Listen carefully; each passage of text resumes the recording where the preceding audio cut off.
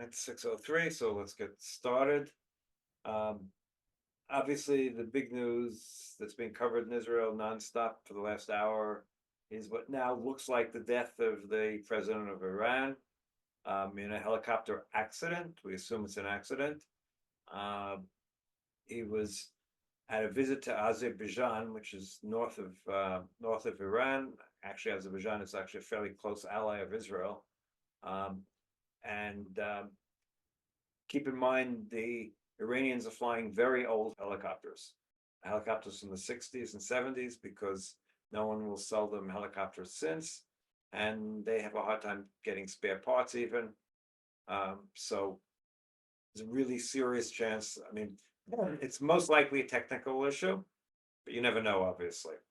Um, the meetings, I mean, he was a particularly bad person. Let's put it that way. He was known to have, when his previous job as the attorney general or the prosecuting general, to have killed 30,000 Iranian dissidents and everything else during the period of time. He was known as the butcher of Iran. So could it be worse? It could always get worse. It's like we say around here all the time, it can't get any worse. Then something else happens. So we don't know. My guess is, at least for the near term, Iran will be absorbed in its own issues. Obviously, they could blame us. Um, Unlikely it was us, because we have a policy of not killing heads of state. We once thought of killing Saddam Hussein, but killing Saddam Hussein would have been much more effective than in any case, because Saddam Hussein was a government of one. Iran is not. And the supreme leader, who's the Islamic leader, is really the more important. I mean, the president makes all the day-to-day decisions and has a lot of power, but the ultimate power lasts with the supreme leader. So it's not the sort of thing like where Saddam Hussein was an absolute dictator. So in any case, I very, very strongly doubt that we would be involved in anything like this. But someone they could blame us in any case. Let's just hope it was a straight mechanical failure. Which, by the way, when people talk about the Iranian Air Force and all those things, they're flying F-14s. Those are American planes they got in the 70s from the United States, where they're barely able to bring any of them in to fly. They are getting some new Russian planes, but as the Ukrainians discovered, the Russian planes aren't very good. And I've always had this argument that Russian anti-aircraft missiles, Russian aircraft, all these things are usually second and third rate, and we've seen that the Ukrainians have done well against them, better than we've done against the drones, but that's another story for discussing in a few minutes. In any case, the general view at this point, from what I gather, both now in Israel and in Iran, is that he is dead. There were no survivors from what looks like a crash of this helicopter, but they have not found the helicopter as of right now, at least according to what's being said. So that's the foreign news, so to speak. It does have, like I said, an impact on us, indirectly for sure. Also would limit the helicopter was crashed. chances. He's assumed to. It would limit the chances. I think that they're going to get involved in anything at the moment. They'll be too involved in their own domestic politics and all the things that are related to that. But again, time will tell. Any rate, like I wrote last night, we're in the midst of multi-front, however you want to look at it, both a war and, of course, in addition, a political turmoil. So let's start with the war at the moment. In Gaza, for the first time now since after 3 months where there was basically no warfare, 4 months, there's excuse me, there's pretty significant. Beth, can you please? Okay. There's pretty consistent warfare taking place, both in Rafah. We're moving deeper and deeper into Rafah. At this point, it seems about 800,000 people have now left Rafah, which is a little over half the people thought to be in Rafah. And so so far, at least, there hasn't been the humanitarian disaster that the United States was warning about. The Egyptians are very upset, but it does seem one of the reasons they're upset is the fact that we're finding all these tunnels that go between Rafiah and into Egypt. Now, whether they were just dug recently or what they're being used for, the Israeli government has been tight-lipped. There has been various leaks and pictures. I don't think the picture is actually accurate. I think it's of a different tunnel. So we'll have to see what's involved in that.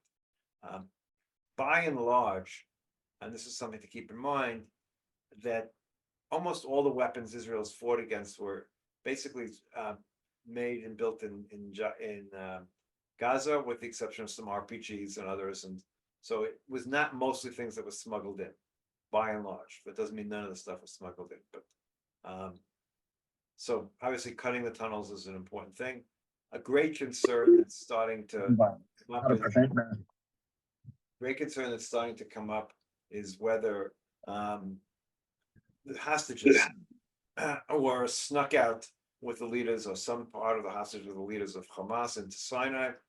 Keep in mind, while the Egyptians have relatively light control over Sinai, there's been an Islamic uprising against them in the central Sinai on and off for the last 10 or 15 years. So we don't really know, but it's something to be concerned about. By the way, I saw people tweeting, see, we already got 4 bodies because we went into Rafiah. No, their bodies came from northern Gaza, not from the Rafiah area. So that's something to keep in mind.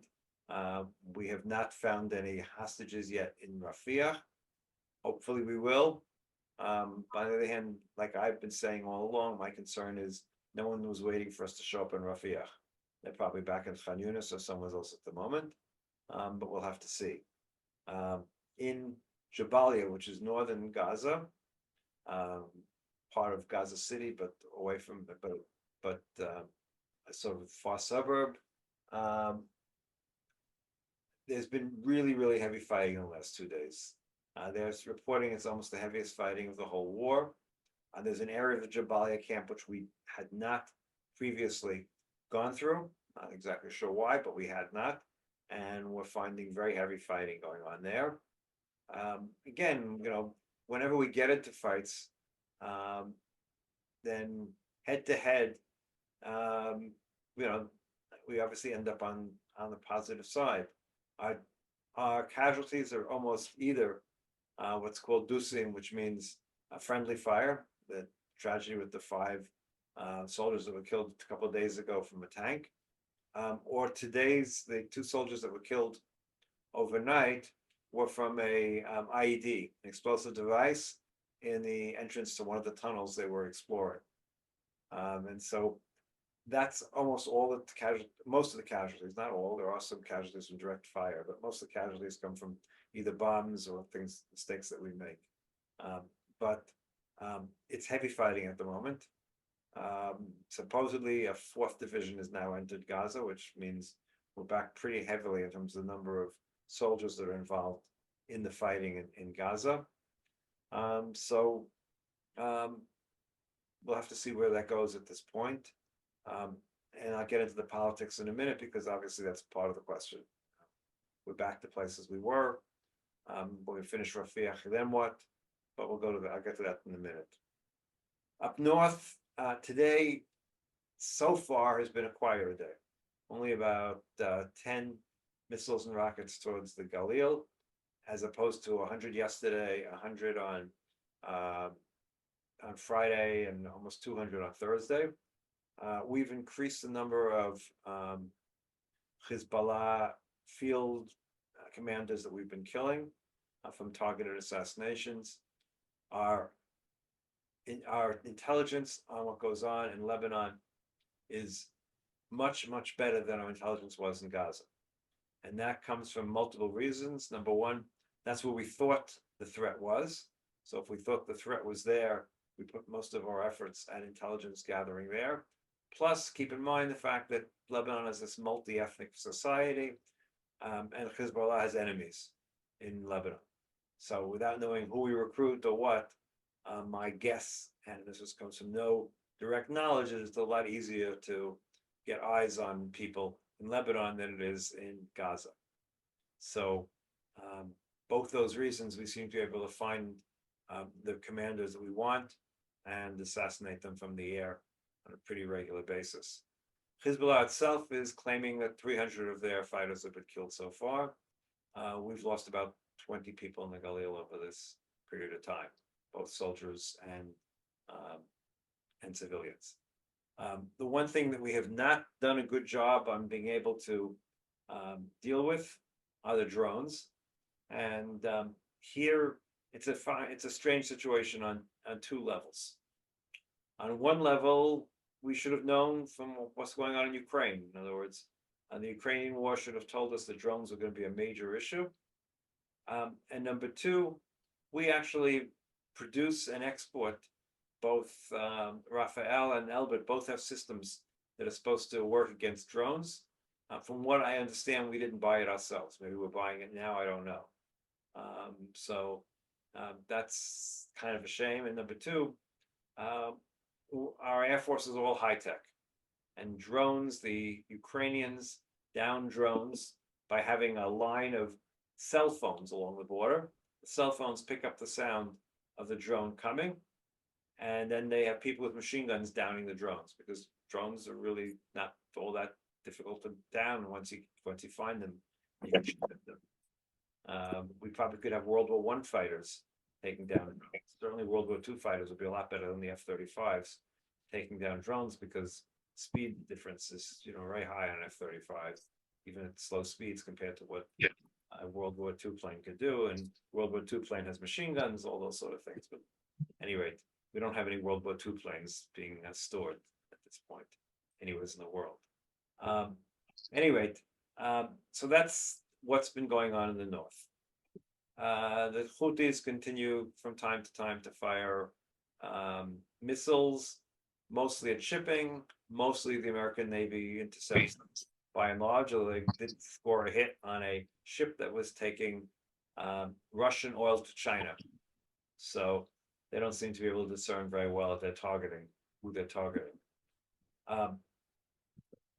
And if the Iraqi militias keep on sending every couple of nights a drone or two in our direction, again, because of the fact that there's a long period of time where we can discover it and then down it, we've managed to down those before they get to Israel now that we've been paying attention, as opposed to the beginning, when we weren't paying attention in that direction. Although Hezbollah, like I wrote a couple of days ago, had a major success. They got a drone all the way down to what's the Golani junction, which is to the south, a little bit of Tiberias, where there was an Air Force installation, and it managed to cause some damage there. And why it got that far without being discovered or downed, of course, is a question that the Air Force is going to have to answer. But that's where it is. So now let's turn to the political front, which is not just the political front. So it all started last week when Defense Minister Gallant gave a speech and basically said, we've been asking for a plan for the day after since even he said even before we went into Gaza, we've been asking for it all the time, and we're not getting a plan. We're not having a discussion for the day after because you, Prime Minister Netanyahu, refused to have that discussion. And that, of course, set off alarm bells. So we all knew it was being discussed all the time. And Netanyahu's answer was, we can't discuss the day after until the war is completed and Hamas is totally defeated.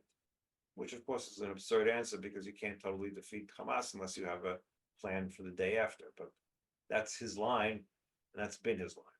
Now, the reality, well, I should keep going a second. So then last night, Benny Gantz gave a speech where he basically laid out 6 conditions in order for him to stay in the coalition. Destroy all the apple pie ones, get back the hostages, destroy Hamas.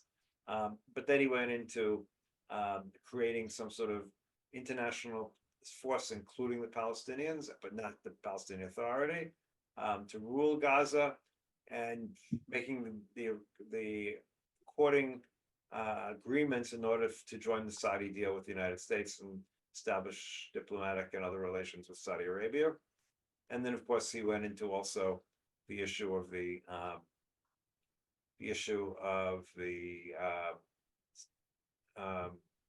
Haredim, excuse me, the ultra-Orthodox, in terms of drafting the ultra-Orthodox. And that, of course, is a separate but related issue. Netanyahu can't go very far in that direction without losing the Haredim.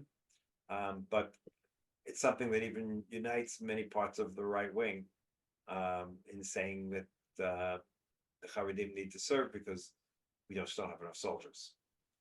Now,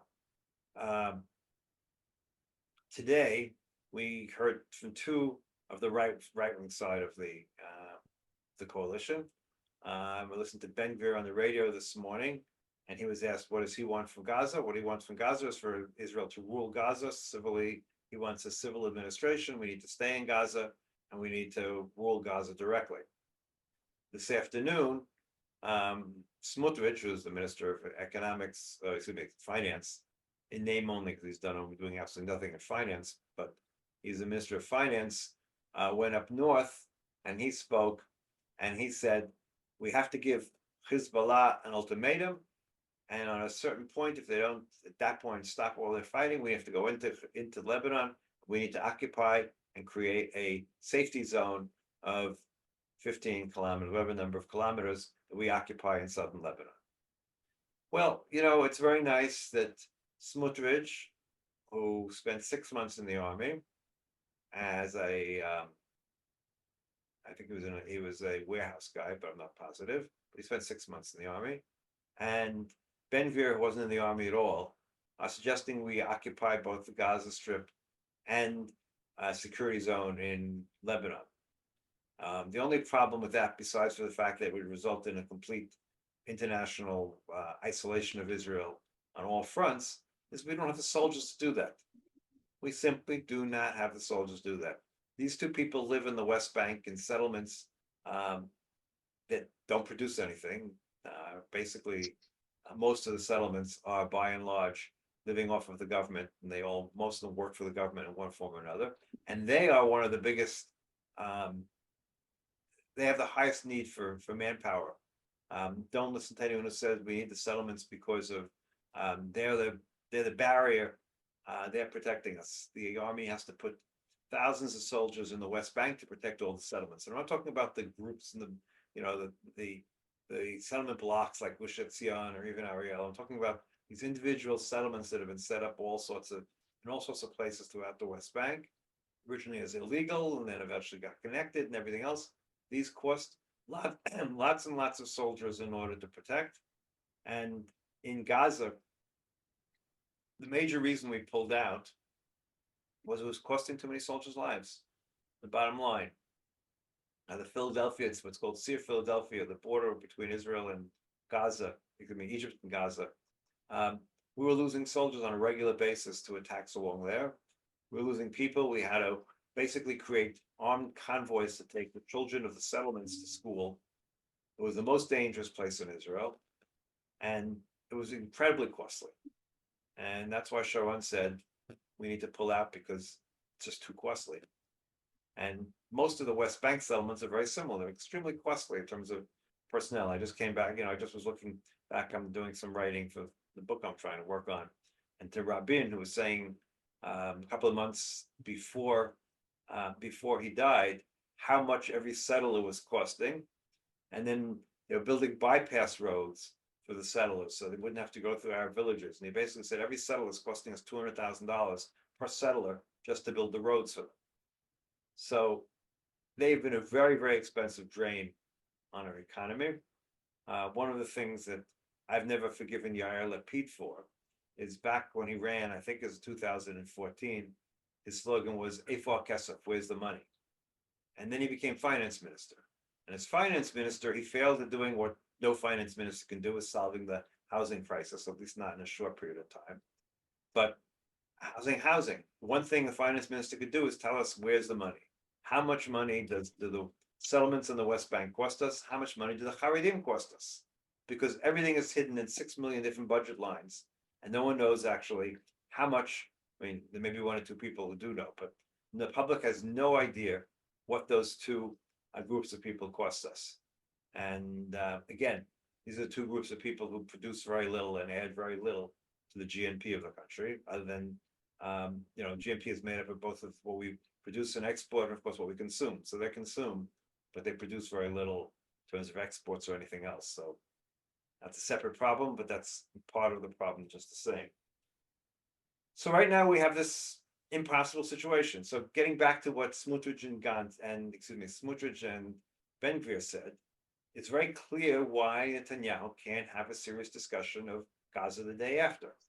Because whether or not you're going to have the Palestinian Authority as part of the governance of the Gaza Strip, and the army basically says, we do not love the Palestinian Authority, but between Hamas and the Palestinian Authority, we prefer the Palestinian Authority than we do Hamas. And of course, the settlers see the Palestinian Authority as the greatest threat because, they might possibly negotiate a peace settlement with them. I don't think it's going to happen anytime soon, but they're at least someone who you could negotiate with in theory, as opposed to Hamas, who opposes a two-state solution regardless of what the borders are or anything else. So we're in a situation where Netanyahu, whatever he believes, and I have no idea what he believes in reality, but whatever he believes, he can't have a discussion of the day after. Because any discussion the day after that doesn't conclude that we're going to resettle the Gaza Strip will result most likely in Smotrich and Ben-Gvir leaving the government, and he loses his automatic 64 votes, and the government falls, and new elections, and at least based on every poll that we've seen so far, Netanyahu will not return to power in that case. And he's convinced the only way he can get out of the criminal charges that he's facing is to remain prime minister. So for him, it's jail or be prime minister. He obviously prefers to be prime minister than going to jail. So we're stuck at this point. We're stuck in this loop we don't have a good way out of. With the government that can't make decisions, and by and large is, on top of everything else, pretty incompetent by all accounts. It's not clear what happens after Rafiah. Obviously, we'll not have won the war by, we just have to get Rafiah. Everyone knew that was nonsensical because enough Hamas people are moving to some other place. And unless we have someone to put in place of Hamas, they will continue to run Gaza. And we don't have enough troops in order to occupy all of Gaza simultaneously. So that's where we stand in terms of that, with no simple solution. I was asked to talk briefly about, and I'm going to expand on a little bit afterwards, the New York Times Magazine article, the part one of how the West Bank was settled, so to speak, and how the governments turned a blind eye or did not follow through on the illegal things they were doing all these years. And that's a fact. I didn't take apart the New York Times article sentence by sentence and statement by statement, but by and large, from reading it and my knowledge of history, it brought some facts I didn't know, but it was by and large accurate to what I do know of the history of our settlements in the West Bank. Look, I don't want to get into the question, I never want to get into the question, do we have a right to settle in the West Bank? I'll leave that part aside for a moment, rights, etc. I never thought it was smart, because I believe that, except for the place, strategic places, yes. But I believe that someday, at some point in the history, the only solution to our conflict is the partition plan at a later date, under circumstances much better, favorable to us. But that is the only solution that will ever be to our conflict with the Palestinians. They're not ready for it. We're certainly not at the point where we're willing to agree to it. But the point, and that what the settlers have done is they tried to settle in every place they could to make sure that becomes less and less possible. And I've always believed we need to leave that as a possibility for the future. We need to leave a possibility that our children will be able to settle this if the world changes. If things change, we need to have the possibility of making those changes. And the settlers have been working nonstop since the Yom Kippur War to make that an impossibility. And so now we're stuck in this pretty poor situation, to say the least. And we don't have any good solutions. I mean, I don't know of anybody who's not depressed. Israelis I'm talking about, who don't walk around and, we all try to live in our little bubbles and our family bubbles and whatever else, and enjoy all the good things we individually may have in life. But the minute the topic becomes national, the minute it changes, yesterday I was, I just heard the news of the four uh, the four hostages whose bodies were found. And I was talking to one of the neighbors, a dog owner, and she was in a good, happy mood. And then I, of course, for just whatever reason, I have no idea. And I passed on the news, and of course, once again, the happiness is broken by reality. And so the reality is grim. There's no two ways about it. Day-to-day life, if you live between Hadera and Gadara, middle 2/3 of the country, it's fine. Other than the fact the prices are getting higher and higher, and you have to come and go basically on LL because we're very limited the number of airlines that are flying in and out. There's no real difference in day-to-day life. There hasn't been a missile attack on Tel Aviv now. I think it's been about 3 months, probably. Obviously, Jerusalem and Beit Shemesh and all those places had a missile attack from Iran when the Iranian attack took place. But in Tel Aviv, we haven't had anything for a long time. So day-to-day life is fairly normal, except if you're a reservist that's been called up, as my downstairs neighbor's been called back to Miluim after doing, 3 months earlier in the year. Or if you have a son, a daughter in the regular army, then it's not so normal, obviously. But that's where we stand. Oh, I guess we're reaching the half an hour point. So at this point, put up your hands, so to speak, and hopefully I'll see you. If not, my wife will yell at me and say someone is solved. So, questions? Boaz? Claude. Okay, Claude. Mark, you swept under the carpet pretty easily the murders. I have friends, Israeli friends, that go every Saturday to protect Palestinian shepherds, etc. You swept under the carpet the number of murders by Israelis, by Jews on Palestinians, and the fact that even in the cabinet, Smotrich and Ben-Gvir have committed pretty serious crimes, and eventually, after 3 months, I don't remember the timing, this was years ago with Smotrich. I think Smotrich is the Goldstein, he goes to Goldstein's gravesite every whatever.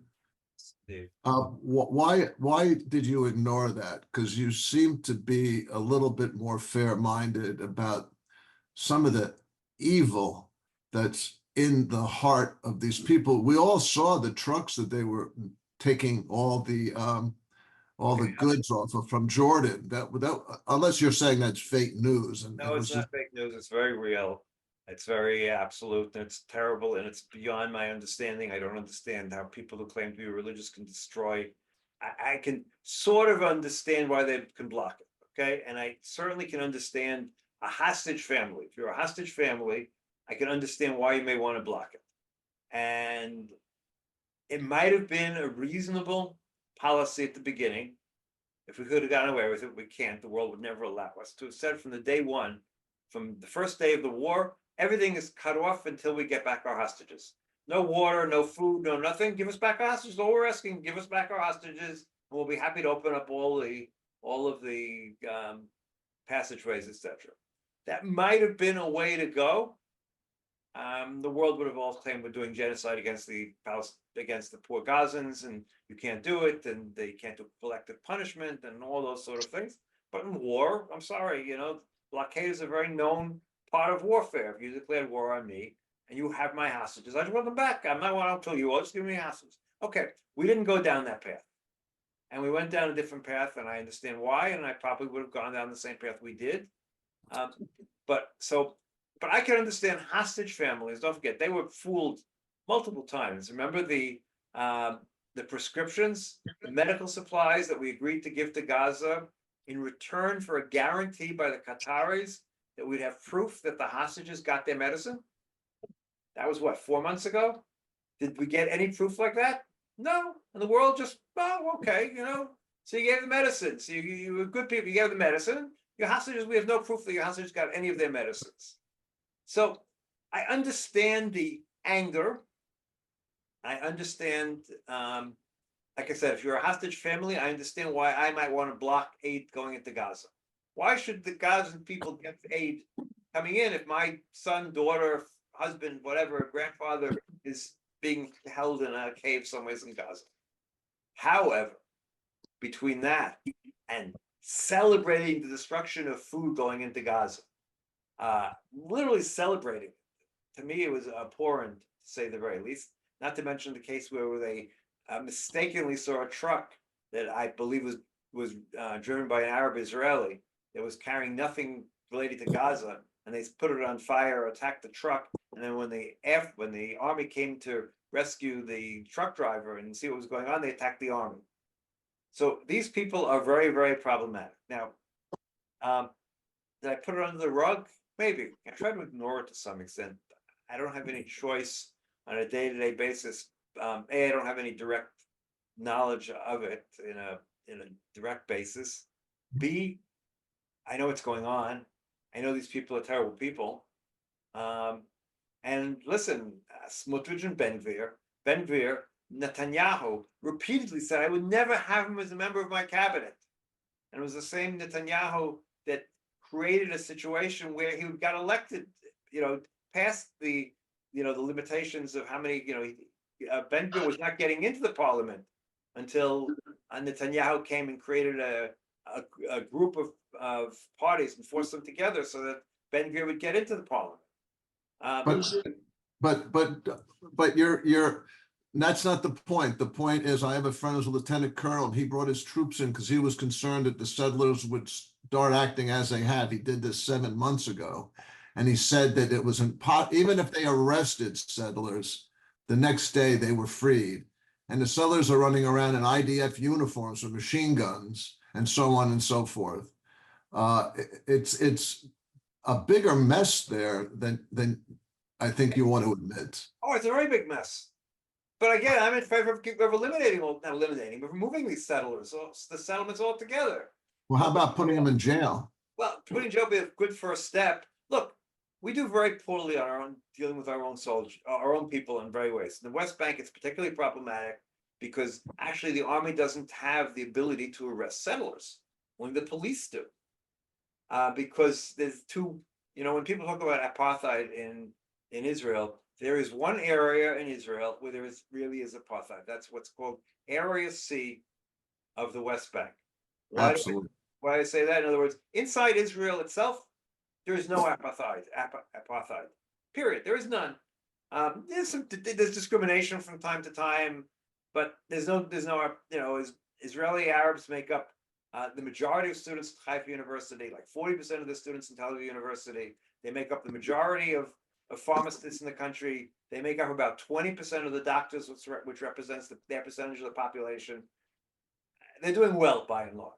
Took a while, took a generation, 2 generations, and yes, there's some problems with their land situation and building. It's not perfect, but there's no apartheid in Arab Israelis. There's no apartheid in Ramla, in Shrem, in Jericho, and all these places, because the Palestinian Authority is the legal entity there. It's their courts. It's their people who are in charge of all aspects of law in those cities. The one area, don't forget, the West Bank was divided into 3 areas: A, B, and C. A is fully under the Palestinian Authority control. B is under the Palestinian Authority civil control, but we have security control over. And C, where all the settlements, our settlements are in the area C, even if the lines are zigzagged like I don't know what. Those areas are under Israeli civil and military control. Apartheid exists because in those areas there's a separate legal system for Palestinians and for Israelis. And the Israelis can only be arrested by the police, and the Palestinians by the army. And almost all the Palestinians who are arrested are found guilty, if they are guilty, I don't know if, pretty quickly, and the Israeli Jews hardly ever. And the few cases years ago where the Jews had bombed, this goes back to the 80s, where they had bombed some Palestinian mayors, they were given pardons by President Chaim Herzog. So it's bad in that sense. There's no question about it. But yes, I guess there's nothing I can do to defend our systems on the West Bank, to be honest with you. But it's it's not about it's a problem. It's not the biggest of our problems right now. Paul. Yeah, if you could help me and maybe us understand. So Gantz basically said if these conditions aren't met, he's going to leave the government. Is that the equivalent on the other side from Ben-Gvir and Smotrich saying, if you don't meet my conditions, I'm going to leave the government, or is it not? Or It's a big unknown. No. It's an unknown question about that. In other words, the Ben-Gvir is not asking, the plan for the North that Smotrich is presenting is so impossible to do that I don't know that he even believes it. It sounds good rhetorically, but we're not ready to go to war in the North. The army says, and everyone agrees, that we can't go to war in the North, even if we want to, until we finish the war in the South. Our army's not big enough. I mean, that's the bottom line that we learned from this war. We learned a lot of lessons, bad lessons, but one of them is that the army is too small, period. And so we can't fight a two-front war. We can fight a defensive war on one front, but we can't go on offensive in two fronts simultaneously. I don't think the army is actually designed for a two-front defensive war, but it certainly is big enough to do so at the moment. So what he's suggesting is absurd, and of course, what he's suggesting in terms of a deadline is even more absurd, because if we ever wanted to go to a two-front war, if we wanted to go to war with Hezbollah, we certainly wouldn't want to give them a date certain we're going to start it. We're going to want to surprise them.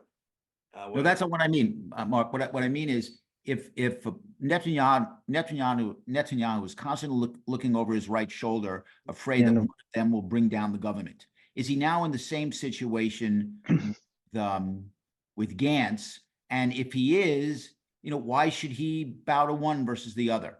Oh, very simply, because without Gantz, he still has his 64. Oh, okay. 64 is what he started with. He's afraid. In other words, if Ben-Gvir and Smotrich left, he would still have a majority government with Gantz. There would be 61, if I'm not mistaken, with the two of them in. However, he knows that.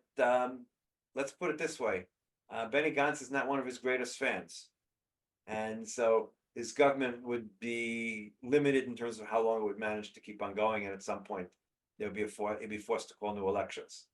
So he needs both of Ben-Gvir and Smotrich to maintain his 64.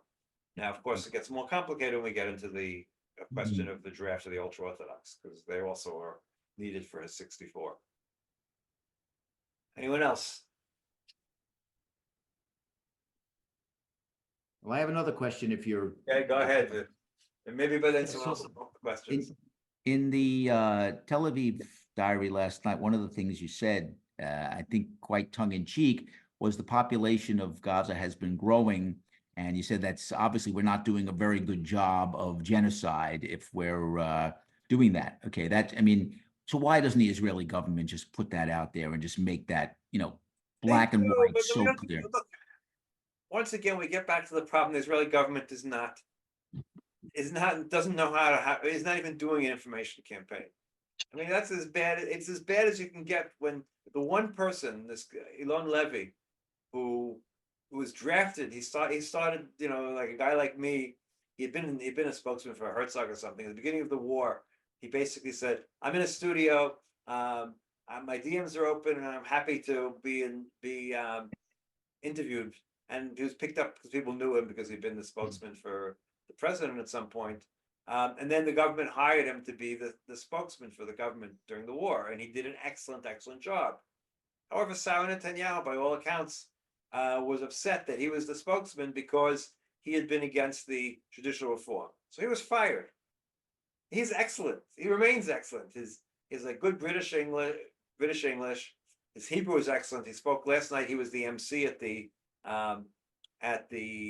rally for the hostages. He was the MC going back and forth between English and Hebrew. You know, said to my son, we should, he should run for office. He's young, he's well spoken. Netanyahu did really well because his English was good. So he'd be a good person to run because his English, of course, he's British by birth, but his Hebrew is as perfect as I could see. So, he should become our next prime minister or whatever. So that's, but that's, we don't play an information role here. We don't play an information role at all. So, we don't play the game. Again, Israel, I've said this before, Israel knows it needs to, the Israeli army and everybody else thought they had to play a kinetic war, and war is not only kinetic these days, it's also an information war, and we are not fighting the information war. Okay, thanks. Anybody else? Michael? Hello. Not the question, but if you want to pick up the Kelev and show it to us, I wouldn't mind seeing what the dog looks like. But for the sake of the country, even though it would pay a price in terms of justice, has anyone considered offering Netanyahu limited or unlimited immunity if he would step down? In 2 seconds, the whole country would vote in favor of it. No one, if he would leave the political scene in return for not going to jail, any sort of deal like that, he would get that. I mean, he could have gotten it all along the way. That deal was sort of on the table in one form or another. And there were a couple of points where it looked like he might take it. But Netanyahu has an obsession that only he could save the Jewish people. And, look, we know all politicians are narcissists. Think of the American politicians running for president. One guy, no one questions what a narcissist he must be. He is. I mean, he's one of the biggest narcissists on earth. And the second one, I'm sorry, also, who insists on running at his current age, also it's narcissism. You can't become president unless you're a narcissist. The same with being a prime minister. But he's taken it to a whole other extreme. So all the talk of him worried about going to jail or losing. Well, he is, but he wants the best of both worlds. He wants to not go to jail. He wants to stay as prime minister as long as he can. If at some point when he decides the time is right, he'll make a deal. But he knows he can, make a better deal from being prime minister than he can if he's not prime minister. So, okay, thank you. Anyone else? No questions? Yes. I don't want to dominate, but It's okay. the drone situation in the north, Yeah, if you listen to General Petraeus, is brought to you by the same IDF that brought you October 7th. So the fact that nobody thought about that shouldn't surprise anyone on this call. No, it doesn't surprise. It's disappointing. I always had a greater respect for the Air Force having been in it. And the Air Force is a much more professional organization than any other, but it's also an organization, like most Air Forces, that likes to rely on pilots. Let's see if okay. Michael, he wants to go out, so he's jumping on me. So for those who want to see my new dog, meet Milo. Boy. My name is Milo. Okay. At any rate, the Air Force, It like was beautiful. most Air Forces, like pilots, like big planes, and like more expensive planes. Look, I think it's a mistake we're buying more F-35s. I think for the price of an F-35, you can buy 10,000 drones. We should be buying 10,000 drones and not more F-35s, frankly. But that's one of the problems in almost all Air Forces is they let, pilots run the Air Forces and they all love to fly, and they're a little bit that way. We have too much high tech that's really good at knocking down missiles. We also, we're fine knocking down all those drones coming from Iran many hours. So you can pick them off one at a time. The problem is when they're coming from a very short distance and you don't have point defense. keep in mind the fact that, in other words, what you should have is every single location, especially at any sort of military location, which are targets for drones, you should have point defenses where you have, old anti-aircraft guns or machine guns emplacements to shoot at the drone as it's getting near, because they move slowly. They can be knocked down, but that would require a whole other tfisa, a whole other, viewpoint on how you're defending, as opposed to having these planes zooming around, and hopefully defending. And of course, we're using Iron Dome to knock down these little drones. Again, there is a real problem, and the problem is sometimes you can't pick them up on radar, and that's a technical problem that I understand the solutions are a combined radar acoustic system. And I heard a discussion from a defense contractor a couple of months ago here in Israel, and they're working on those solutions, but we needed them. We should have learned the lessons from Ukraine, and we didn't. Nancy. Thanks. I read an article, I think over the weekend in Times of Israel, that said a senior source within the hostage negotiation team said to the press that the Rafah operation is putting the hostages' lives in danger. Do you have any comments or thoughts about what the possible impact of that leak might be? Look, I don't know. I mean, you're talking about information that certainly I don't know. Obviously, it would have, look, if we're willing to make a deal tomorrow morning or last week or whatever it was, that would basically be the end of the war in return for all the hostages, that would be the deal that would get, the only deal that I know of that would get back the hostages. Anything other than that is not going to get back the hostages. Everything else was like playing with the words so we could get back the first 13, but then what's going to happen to the rest of them? So anything else is not going to get back the hostages. The Hamas is not going to let go of all of their hostages without the end of the war. Now, that said, if you would have asked me 3 months ago or 4 months ago, I would be against that deal, to be honest with you. At this point, I think I'm in favor of that deal because I don't see the war ending in a way that will be much more favorable to us by working another 2 months or another 4 months at it, because we don't have a plan for the day after, and because it goes well tactically, but it doesn't go well strategically. So at this point, I would go for the deal. It would be bad. Giving up all of these terrorists would also be bad. But I would go for the deal, and I would rebuild the army, figure out what we need to do. So already, when Hamas violates whatever agreement we have for them temporarily, then we go in and kill all the leaders of Hamas in a surprise raid, as opposed to a time when they're ready. But that would require preparations and redoing the army and all sorts of other things. You muted yourself. Nancy, I don't hear you. Sorry. Okay, so I think that to some extent, maybe that's a straw man kind of way to look at it, because this source wasn't saying, I've got a deal, there's a deal to be made today. He was saying, if you go into Rafah like you're threatening to, you could wind up with all of them dead. And what you need to do is not go into Rafah and open up some space to restart the conversation.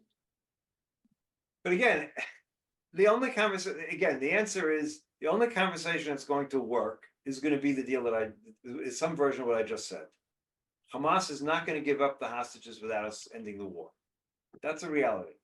Now, and it's nonsense that military pressure is going to make them more flexible. No, why would military pressure make them more flexible? Make them less flexible, as far as I can understand it. Why would make them more flexible? More military pressure. I mean, the only thing they have is the hostages, and why would they give them up?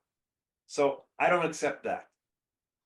So the reality is, yes, and anytime any sort of military action we're taking is endangering hostages' lives, no question. When we ultimately find out how many hostages died at the hand of Hamas and how many might have died from our bombings, I don't know. We won't know. I'm sure some of them did die from our bombings, although I don't think most of them. I think most of them died at the hands of the Hamas at the point where they were angry or someone they know was killed or whatever else, and they decided to take it out on them. Any rate, so I don't know. Going into Rafah is there's real military targets there. So I was against it. Because I think that the international cost is not worth the effort, but we'll have to see. Maybe I'm wrong. Maybe the military effort will be successful. I don't think so, but maybe. Look, this government isn't, I don't think this government and most of Israelis know how bad our situation is in the world altogether, and don't realize how much we've lost and how hard it's going to be to regain some of it, and how much it's going to hurt high tech, and how much it's going to hurt all the other aspects of our universities and everything else. Some of it, a lot of it is unjustified, because this was a war that was just to begin with.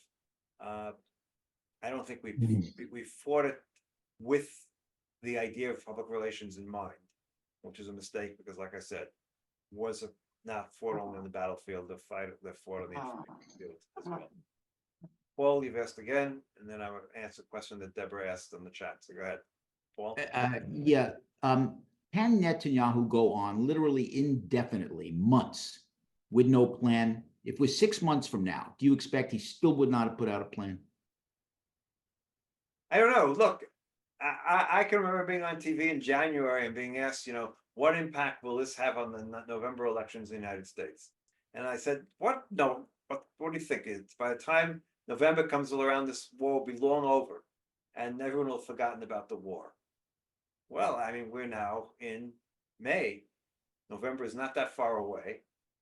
Could this go on for another 6 months? I guess it could. I don't know. If you would have asked any Israeli 100 days ago, would they think this is still going on 100 days? Now 100 days further along, and they would say no, absolutely not. We would have either won, lost, left, something. But here we are. But what about will Netanyahu still refuse a plan? Well, again, you get back to the problem. What does it mean, a plan? Maybe he'll go with Smotrich and Ben-Gvir and go for occupying all of Gaza. It's a possibility. Look, it's really stupid. And if we were going to do it, we should have done it from the beginning. Because if we were going to occupy all of Gaza, then we should have started occupying from the beginning and providing civil services for the Gazans who were left behind there. And then there wouldn't have been a humanitarian crisis, because we would have been providing civil service. So if that's the goal, we're doing it really in a bad way. So we're getting the worst of all worlds right now. So I don't think he's not. Look, Netanyahu is not dumb, and as much as he considers himself, he is number one and more important than anything else. I can't believe he possibly believes it would be a good idea for Israel to occupy Gaza. We simply don't have the troops to occupy it, and we don't have it. We don't have the people who are willing to give up their lives to patrol there. This is not Gaza. When I patrolled in 1980, there weren't armed Palestinians, and we dealt with some rock throwing and whatever, and it wasn't the same. I just don't see it, but I don't know. So someone asked whether Gantz's trip to America was an attempt by the American administration to overthrow Netanyahu, and the answer is no, but it was an attempt to try to I don't even think Gantz fully understands what's going on in the world. He gets a little bit more understanding after this current trip. The last trip's been a while already, but I don't think he fully gets it. Look, Gantz is not my favorite guy, to be honest with you. Not everything against him, but he's not the brilliant strategist. Eisenkopf, between the two of them, was the better chief of staff by all means, by all accounts. But look, the American government obviously would much prefer to have Gantz there, and so would most Israelis at this point. I think the figures I'll probably put them in tonight, I think it comes to 68% of Israelis think that Netanyahu is doing a bad job as prime minister. Only 22% think he's doing a good job. And some similar percentage think he's more interested in his own personal political, he's still doing his own personal, maintaining himself politically than he is for the good of the country. So how you can have a leader in a wartime where nobody trusts, it's an impossible situation in any given situation. Who wants to send their son or daughter into battle with a leader who no one trusts at all? It's a real problem. Anybody else? Or else I'll answer the call of my dog who wants to go out. Yeah, I've got a question if you can hear me, Go ahead. Mark. You probably can't answer this, maybe no one can answer this, but I'm gonna put it out there anyway. If you can look into your crystal ball, what do you think the chances are that this war, could cost Biden the election? Okay, that's the answer. I don't think it will. That's my bottom line. I think, look, Biden has tried to be a pretty narrow line, and of course, in some ways, his policies have been bad for him personally. Because on one hand, he lost the far left. At least they claim to have lost the far left. I don't think he really did. I don't think when the day comes, they're not going to go out and vote for Trump. And I think by the time everyone understands who Trump is, they'll come out in any case and vote for Biden. Some of the Jews who are claiming, I'm going for Trump because he held back some bombs. I mean, by the bombs, everyone should know the bombs are here already. It was a temporary hold. It was a sort of a signal. I don't trust you, Bibi. I'm holding back for the meantime. The bombs are here already. But yes, people will rush. That's a good excuse to go with Trump. Trump who I don't think, if I may interrupt, I don't think it's a question of going with Trump. I think it's a question of everyone under 30 just not voting. Okay, look, I think that's a possibility. I don't think everyone under 30. I think though, and we'll have to see. As I don't know, this is my own political understanding. My analyst as in terms of American politics, and I have put out a book every 4 years on history of presidential elections, so I have some knowledge there. And I think ultimately they will come out to vote because Trump is going to be such a frightening figure for so many of them. And by the way, from what I'm listening to some of his speeches, as much as people, the Republicans are making a big mistake, in my opinion, by making all these claims about Biden's cognitive abilities, when the reality is Trump is in much deeper cognitive hell at the moment than, and I'm talking about the crazy ideas he has. Leave that part aside, or the crazy policies. When you listen to him speak now, his cognitive abilities are bad, hard to miss, and they're getting worse on a regular basis. Remember the fact that his father at his age had Alzheimer's. So keep that in mind.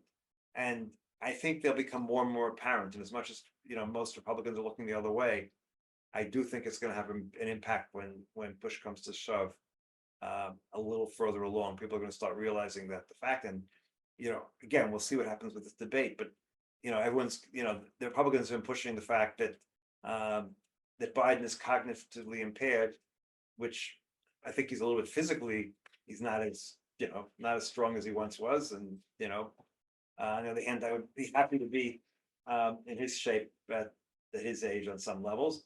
But I think cognitively he'll run circles around Trump in the debate. So, okay, I have a dog who's now making it very clear. He's very clear when he needs to go out. And Thank you. Thank you. Thank you, Mark.